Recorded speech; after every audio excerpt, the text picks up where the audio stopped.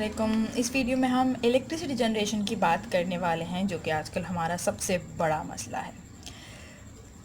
मगर उससे पहले प्लीज़ चैनल को सब्सक्राइब ज़रूर कीजिएगा, hit the bell icon and share the video to share the knowledge.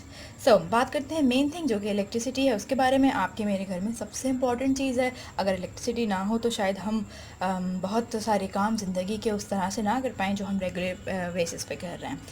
Electricity अगर यूज़ करनी है तो सबसे इम्पॉर्टेंट पॉइंट है उसकी प्रोडक्शन। आपको उसकी प्रोडक्शन पे बहुत फोकस करना पड़ेगा। सो इलेक्ट्रिसिटी की प्रोडक्शन के आज सिलेबस के अकॉर्डिंग कवरेज करते हैं। सो जनरेशन कैसे होती है, जनरेट कैसे करते हैं, nowadays what are the methods. जो मेथड्स हैं वो आप फ्यूल ले सकते हैं।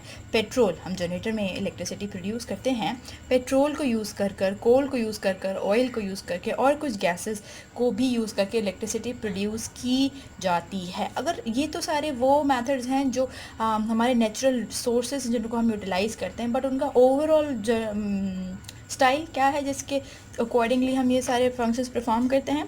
तो आप एक पावर स्टेशन आपके लिए, आपके पास इसके लिए क्या होना ज़रूरी है, एक पावर स्टेशन होना ज़रूरी है। जिस पावर स्टेशन में आपके पास ये तीन बॉयलर, टरबाइन और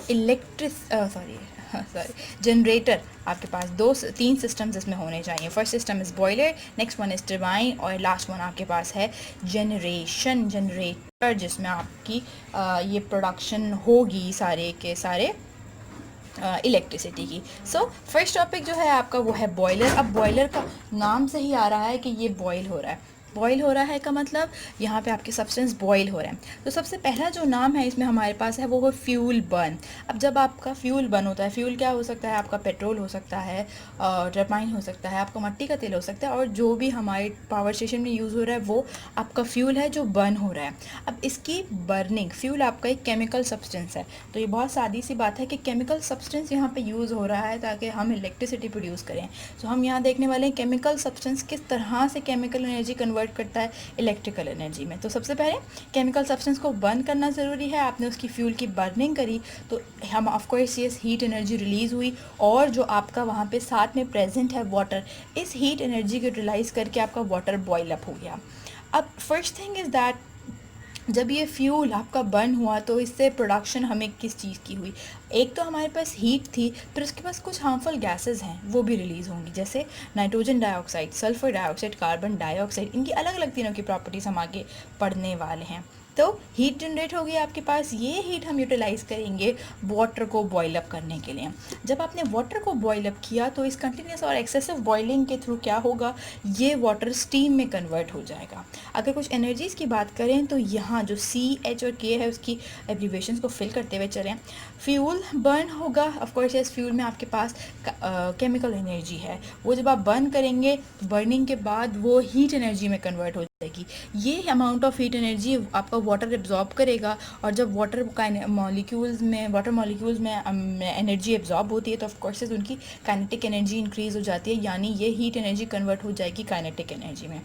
केमिकल एनर्जी से हीट एनर्जी और हीट एनर्जी काइनेटिक एनर्जी तक आपकी स्टीम आ गई है। अब ये स्टीम आपकी ट्रैवल करेगी आपके टरबाइन सिस्टम में। टरबाइन ये रहा आपका पूरा का पूरा स्टीम, सारे मॉलिक्यूल स्टीम के यहाँ से आगे ड्राइव करेंगे, और आपका टरबाइन, उसका जो व्हील है, उसके जो पैडल्स हैं वो मूव करना स्टार्ट हो जाएंगे इस स्टीम के प्रेशर से, क्योंकि ये स्टीम बहुत ज़्यादा प्रेशर से प्रोड्यूस हो रही है वाटर के बॉयल अप होने से। ये टरबाइन जब आपका मूव करेगा तो ये काइनेटिक एनर्जी आपकी E फॉर इलेक्ट्रिकल एनर्जी में कन्वर्ट हो जाएगी जनरेटर में। जनरेटर का एक पूरा बड़ा सा सिस्टम है जिसमें इलेक्ट्रिकल एनर्जी में ये काइनेटिक एनर्जी कन्वर्ट हो जाएगी। इसके बाद बात करते हैं हम हार्मफुल सब्सटेंसेस की। ऑफकोर्स इस बॉइलिंग के साथ हमने यहाँ तीन कंपाउंड्स पढ़े थे, नाइट्रोजन डाइऑक्साइड, सल्फर डाइऑक्साइड और कार्बन डाइऑक्साइड। अब वो तीनों जब आपके पावर स्टेशन से रिलीज़ होते हैं आपके एनवायरनमेंट हवा में, तो उसके बाद क्या होता है, ऑफकोर्स ये बहुत ख़तरनाक है। हमने उनको दो कैटेगरीज़ में डिवाइड कर दिया, first is this one and next is this one. तो पहली कैटेगरी में आपके पास सिर्फ सल्फर डाइऑक्साइड और नाइट्रोजन डाइऑक्साइड आती हैं, वाटर में डिज़ोल्व हो जाते हैं बहुत आसानी से। जब आपके टरबाइन से ये हार्मफुल गैसेस रिलीज़ होकर बाहर जाएंगी तो ऑफकोर्स ये हवा में ऊपर उठेंगी और बाहर ऊपर जाके पोल्यूशन कॉज करेंगी। अब जब ये पोल्यूशन कॉज हो रहा है तो ये बहुत आसानी से आई एम सॉरी, ये बहुत आसानी से डिज़ोल्व हो सकती हैं वाटर में। जब ये वाटर में डिज़ोल्व हो जाएंगी तो हम जब बारिश होगी तो बहुत आसानी से ज़मीन तक आ जाएंगी। अब वो जो सादा रेन है, अब वो सादा रेन नहीं रहा, वो अब एसिड रेन हो गया है, क्योंकि उसमें नाइट्रोजन और सल्फर की अमाउंट बहुत ज़्यादा है। ख़तरनाक है, ये काफ़ी ख़तरनाक है। आपके प्लांट्स एनिमल्स की स्किन को, सर्फेसिस को डैमेज कर सकता है। ऑर्गेनिज्म जो लेक रिवर सीज़ में रहते हैं उनको डैमेज कर सकता है। आपकी बिल्डिंग मटेरियल्स जो हैं, ग्लास, आयरन, मेटल वगैरह हैं, उनको भी डैमेज कर सकता है। फिर आगे कार्बन डाइऑक्साइड है। आपकी कार्बन डाइऑक्साइड की एक प्रॉपर्टी ये है कि वो बहुत आसानी से amount of heat energy absorb कर लेता है।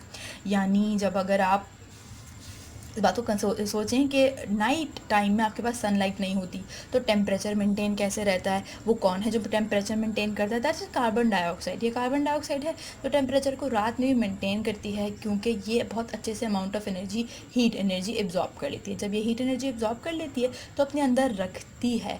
तो जहाँ कार्बन डाइऑक्साइड ज़्यादा होगी ऑफकोर्स वहाँ हीट की एब्जॉर्प्शन ज़्यादा हुई होगी, जिसकी वजह से आपके सराउंडिंग्स में आपको गर्मी महसूस होगी।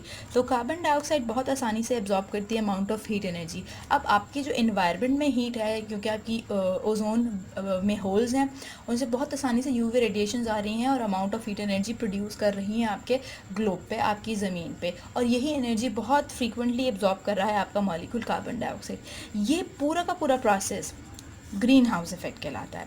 ग्रीन हाउस इफ़ेक्ट, अब अमाउंट ऑफ एनर्जी एब्जॉर्ब हो गई है तो ऑफ कोर्स यस आपकी ग्लोबल वार्मिंग हो गई, आपका ग्लोब वार्म हो गया। सो इससे होगी क्या, आपका जो ये टेम्परेचर है ऑफ कोर्स आपके सिस्टम्स का टेम्परेचर बहुत बहुत बहुत ज़्यादा बढ़ जाएगा, आपकी सराउंडिंग में बहुत ज़्यादा बढ़ जाएगा। अगर आप अभी देखें तो you cannot see but right now I am still sweating.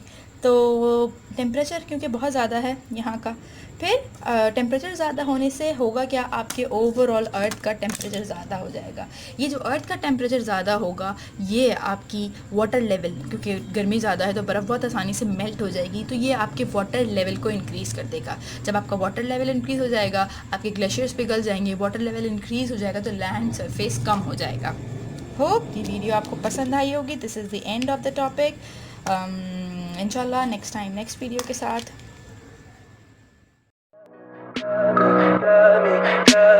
Tell me pretty lies, look me in the face, tell me that you love me, even